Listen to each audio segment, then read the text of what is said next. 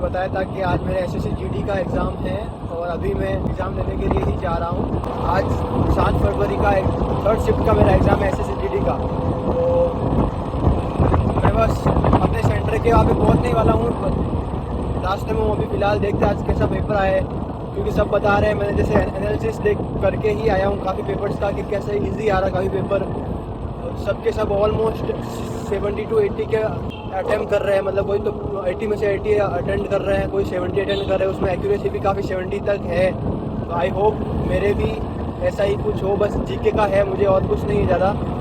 GK easy आ जाए तो मैं पूरे अटेंड कर लूँगा, अदरवाइज़ देखते। मैथ रीजनिंग का इतना नहीं है डर मुझे। मैं पहुँच रहे सेंटर पे पहुँचने के बाद आपसे देखते हैं, वहाँ पे किसी से पूछते हैं कैसा हुआ पेपर वगैरह। और थोड़ा ऐसा कुछ डर नहीं लग रहा है मुझे कुल मिला के। क्या पेपर ही तो है, हर रोज़ देता है ऐसा पेपर।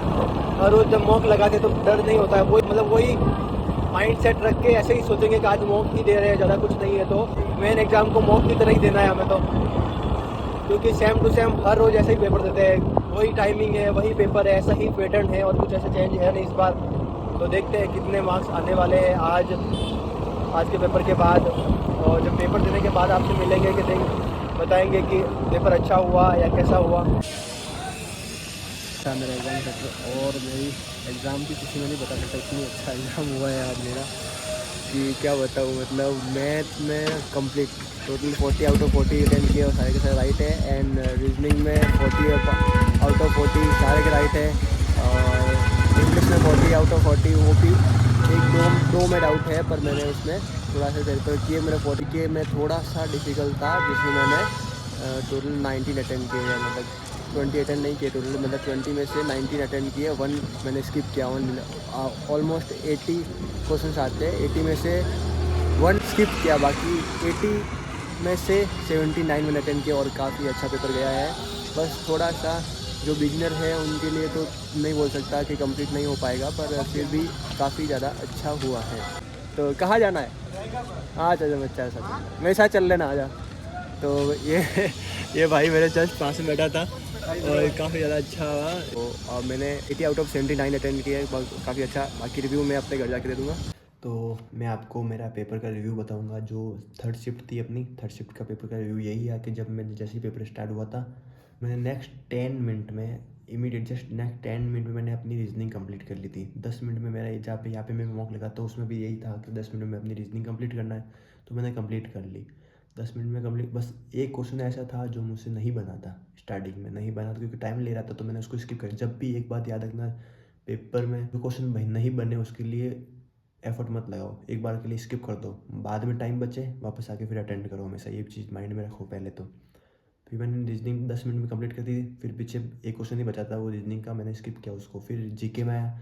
जीके में आते ही जीके में पूछ रहा है पहले तो 5 ईयर प्लान्स के, मतलब पंचवर्षीय योजना के क्वेश्चन पूछे थे। 3 क्वेश्चन आए पढ़े, और 3 क्वेश्चन में पढ़ के गया था पहले से ऑलरेडी। मैं पिछले पेपर स्टार्ट हुए जब एनालिसिस करके गया था कि इस पे क्वेश्चंस आ रहे हैं, पंचवर्षीय योजना पे क्वेश्चंस आ रहे हैं, तो मैं पहले पढ़ के गया और पहले से मेरी तैयारी थी इसको लेके। तो मैंने 3 क्वेश्चन आए, इकोनॉमिक्स के यही थे, अटेंड हो गए।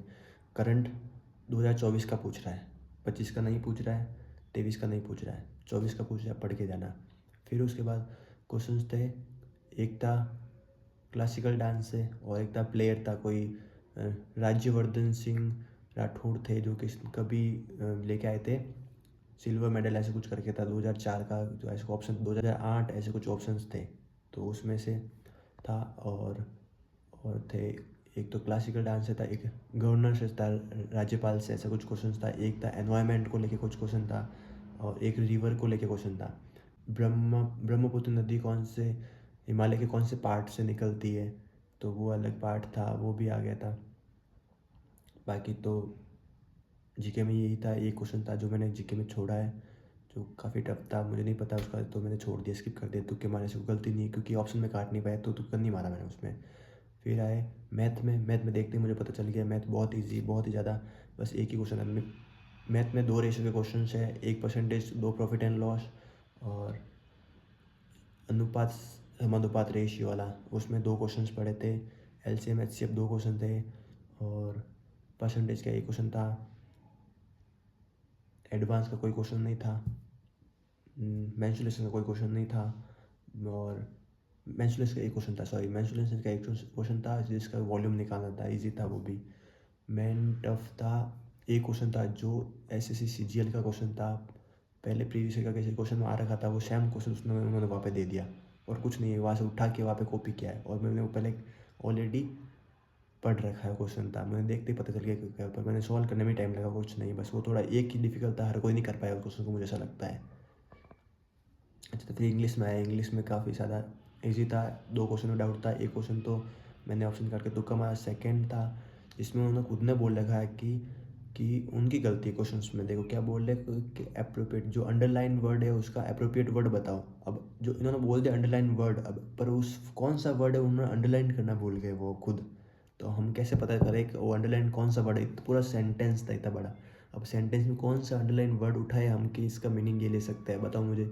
है तो गलत, उनकी गलती है ना ये तो मैंने कैसे भी करके उसको स्किप नहीं किया, मैंने उसको अप्रोप्रिएट वर्ड के रिलेटेड जो भी सारे वर्ड्स को लेके ऑप्शन में देखे कोई वर्ड मिल रहा है तो जिसका देख के मैंने एक ऑप्शन काट के तुक्का मारा है उस पर।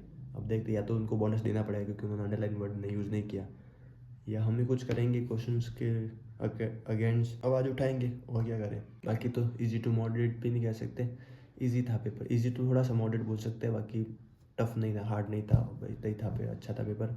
अब जीडी का एग्ज़ाम कंप्लीट हो गया, मैंने 79 आउट ऑफ 80 अटेंड किए, एक क्वेश्चन नहीं स्किप किया, वो जीके का क्वेश्चन, बाकी तो सब बढ़िया है। रीजनिंग में टोटल मुझे पूरा कॉन्फिडेंस है कि 40 में से 40 मार्क्स आने वाले हैं, मैथ में भी कॉन्फिडेंस है पूरा, और इंग्लिश में थोड़ा मैंने तुक्का मारा बता दिया, जीके में मैंने मारा बता दिया, बस ये चीज़ हो रखी है। बाकी देखते हैं कितने अच्छे मार्क्स आते हैं या नहीं आते हैं, बस पेपर क्लियर करना और कुछ नहीं मिलेगा इसमें। एसएसजीडी का तो यही है, एसएसजीडी का एग्ज़ाम कंप्लीट हो गया, अब मैं अगले कुछ महीनों बाद अपने एग्ज़ाम्स फॉर्म्स भी आ रहे हैं, तो दिल्ली पुलिस के लिए मैं अभी टेस्ट लगाने वाला हूँ, कंटिन्यू अपना रेगुलर रखने वाला हूँ, तो मैं हर दिन का एक दिल्ली पुलिस का और एक एसएससी सीजीएल का कंटिन्यू मॉक लगाने वाला हूँ। इसका मॉक चैनल पे आते रहेंगे हमेशा, मेरा जो भी मार्क्स बताता रहूँगा मैं, हो सके तो देखना, और ठीक है, और लाइक करो, सब्सक्राइब करो, ठीक है, थैंक यू।